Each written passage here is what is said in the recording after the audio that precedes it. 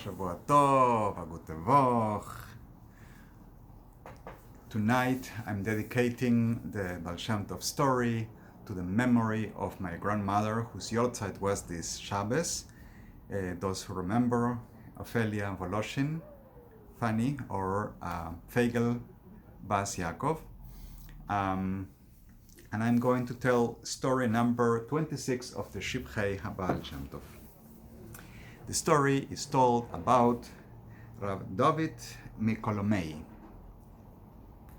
It says the author of the book of the Shivchei haBaal Shem Tov, I heard from the mouth from Rav Gedalia of the Kehillah of Linitz, and also from my father-in-law, meaning the father-in-law of the author, Rav Alexander Shuchat, whose story we told in early story. And this story, this is how it happened. Rav Dovid, the Maggid Yesharim of the Kehillah of Kolomey, or Kalimiye, I guess there's two ways to read it, was traveling to collect Maos Chanukah, to collect donations in the time around Chanukah. And he lost his way, and he found himself by the house of the Baal Shem Tov when the Baal Shem Tov was going to this house of meditation. And this story apparently happened out of the chronology of the stories earlier, before the Baal Shem Tov was revealed as a tzaddik, when people did not know who the Baal Shem Tov was. So this Rav Dovid of Kolomey or Kalimiye is traveling and loses his way and find himself in front of the Baal Shem Tov house. And the Baal Shem Tov had gone to the house of Isbodedus, of meditation. So I guess Rav Dovid is by the place where he lives, not by the meditation house. Okay. So Rav Dovid asked the wife of the Baal Shem Tov, "Where is your husband? Your husband, where is he?" And she told him, "Oh, he went to help the tax collector gather some animals for Shchita." And the Maggid say, "Can I stay? It was kind of late. Can I stay? Can I eat? What can I eat?" So she said, "Yes, my husband has shechta a chicken." And she showed him the knife, which was perfect, so he saw it was a kosher knife. So he accepted that he was going to eat that night. So the tzadekes, the wife of the Baal Shem Tov, I guess she is also a hidden tzadeket, since her husband's a hidden tzaddik. She went to call her husband, and he pretended to have come back from the house of the tax collector. And he behaved as a humble little person in front of a big tzaddik, honored his guests, like he was surprised of his visit. They fed him, and the Baal Shem Tov prepared for him the water for Netilas Yadayim, for washing hands in the morning, and offered him his own bed. And the Baal Shem Tov went to sleep in the bed with his wife, like the people do in the small towns. I guess villagers, people who don't learn the halachas of when a husband should not be in the same bed with a wife, whatever. The Baal Shem Tov pretended not to know and just gave this visitor his bed. At midnight, the Baal Shem Tov stood from the bed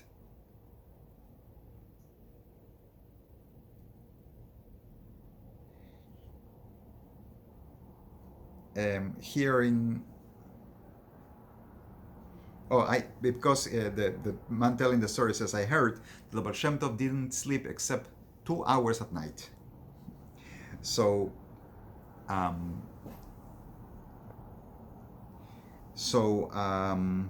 the Baal Shem Tov stood and silently, secretly went to sit under the fireplace, or the tanur, I guess is the stove, and started doing something in secret.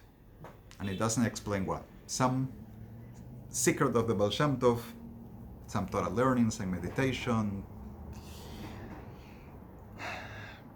So Rav Dovid, the Maggid, the Shadim of Linus I mentioned before, he wakes up and he sees there is a light coming from where the stove would be, a big light, and he fears, he suspects that there is a fire, that the fire is burning up the beams of the house or something. Looks like a tremendous fire.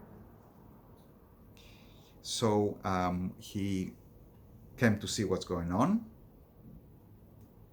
No, he went to wake up the wife of the Baal Shem Tov and told her, Hannah. Here we learn, according to his author, the wife of the Baal Shem Tov, her name is Hannah, even though there is a source that gives her a different name. So it calls her Hannah. There is a fire burning on top of your stove. And she said, I'm sorry, I'm a woman. By the time I wake up and I cover up, the fire is going to extend all the place, Chas v'shalom, Rahman al-Islam. So you have some water with you, go pour the water over it. So he grabbed the water for Netilas Yadayim and went with his little kvar to try to extinguish the fire there.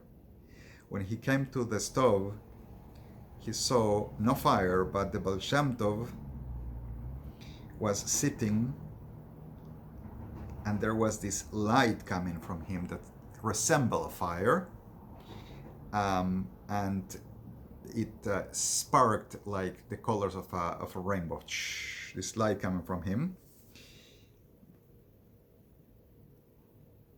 And when the Maggid of Linz, when of Kolomey, sorry, the Maggid of Kolomey, Dovid, sees this, he had such a shocking impression, he fainted.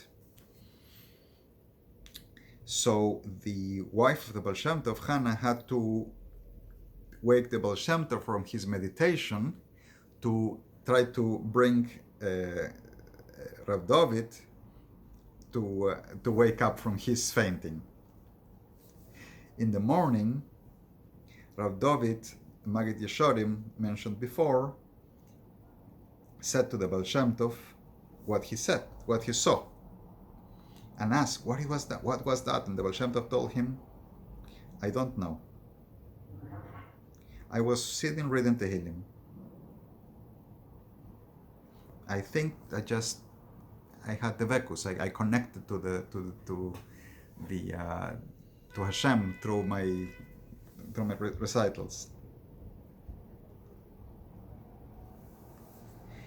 In that moment, Rav Dovid realized who the Baal Shem Tov was. So he started coming to the Baal Shem Tov to learn from him the secrets of Torah. And then he would go and teach.